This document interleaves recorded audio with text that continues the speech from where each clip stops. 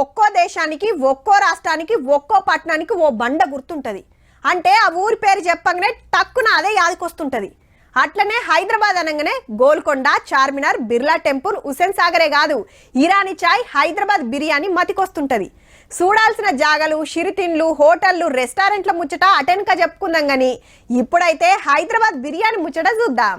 హైదరాబాద్ బిర్యానా మజాకా.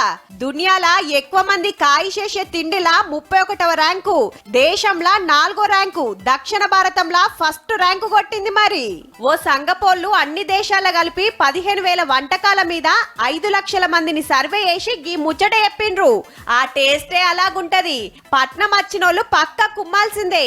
నలుగురు హోటల్కి పోతే బిర్యానీ తినాల్సిందే.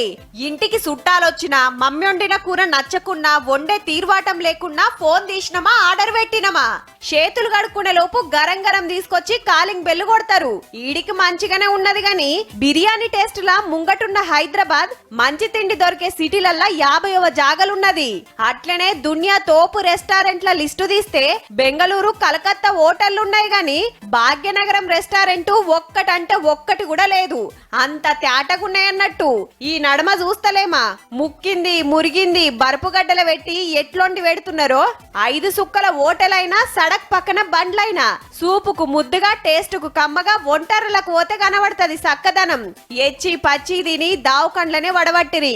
షెక్కింగ్లు వేసి ఫైన్లేస్తున్నా, సీజ్ చేస్తున్నా మంచి తిండి దొరుకుడే మా భాగ్యం ఉన్నది. బిర్యానీ చూస్తే తినబుద్దాయే, హోటళ్ల కథ చూస్తే ఓకారమాయే. గిట్లుందబ్బా మనకాడ తిండి ముచ్చట.